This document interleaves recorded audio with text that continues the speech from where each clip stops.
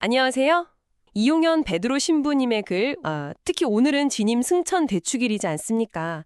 바로 이 시점에 맞춰서 루카복음 24장 49절 말씀을 중심으로 풀어낸 글이에요. 너희는 높은 데서 오는 힘을 입을 때까지 예루살렘에 머물러 있어라. 이 말씀이요. 오늘 저희의 목표는 이겁니다. 예수님께서 왜 하필 예루살렘에 머물라고 하셨을까? 그 의미를 좀 깊게 파헤쳐 보는 거죠.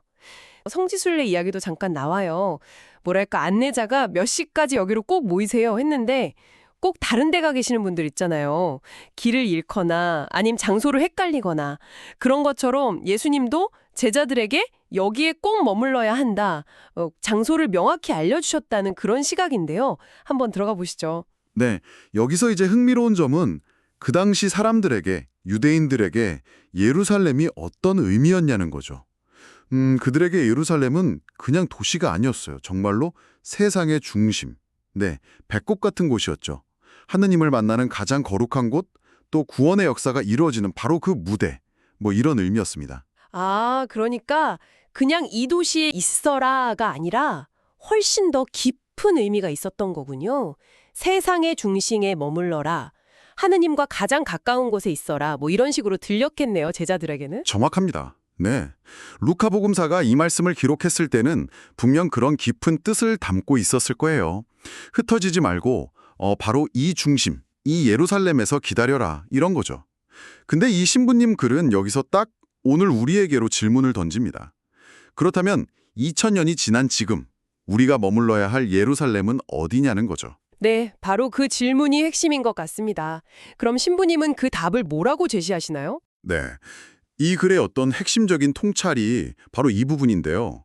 오늘날 우리 각자가 머물러야 할 예루살렘은 바로 우리가 속한 성당이라는 겁니다. 여기서 근데 성당은 그냥 그 건물을 말하는 게 아니고요.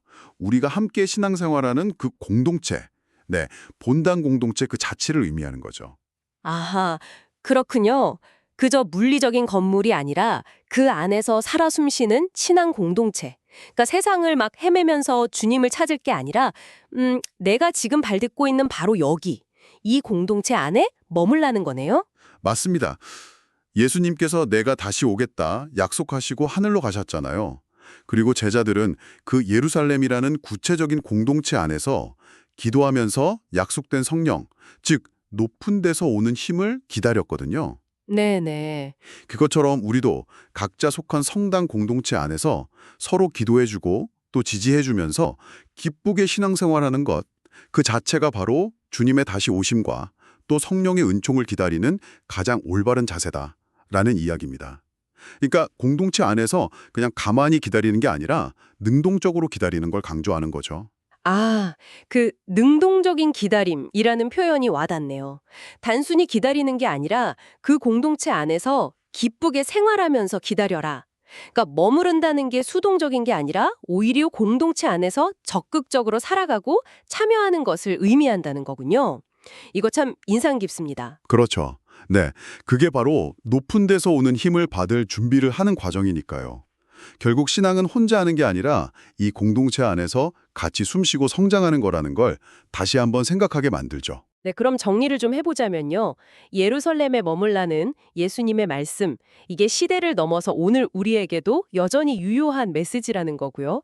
우리가 발딛고 서는 신앙의 터전, 즉 성당 공동체라는 그 영적인 중심에 충실히 머무르는 것, 그리고 그 안에서 함께 기도하고 기쁘게 생활하는 것, 이것이 바로 주님께서 약속하신 그 높은 데서 오는 힘을 기다리는 길이다. 이렇게 이해할 수 있겠네요. 네, 맞습니다. 그래서 마지막으로 이런 질문을 한번 던져보면서 마무리하면 어떨까 싶습니다. 여러분에게 여러분 각자의 예루살렘, 즉 여러분이 속한 그 성당 공동체에 머문다는 것은 구체적으로 어떤 의미인가요? 단순히 주일에 성당 건물에 가는 걸 넘어서서요. 그 공동체 안에서 기쁨도 나누고 또 슬픔도 함께하고 같이 기도하고 봉사하는 그런 능동적인 머무름.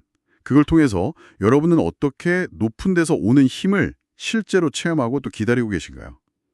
이 질문을 한번 마음속에 품고 잠시 생각해 보시는 것도 좋을 것 같습니다.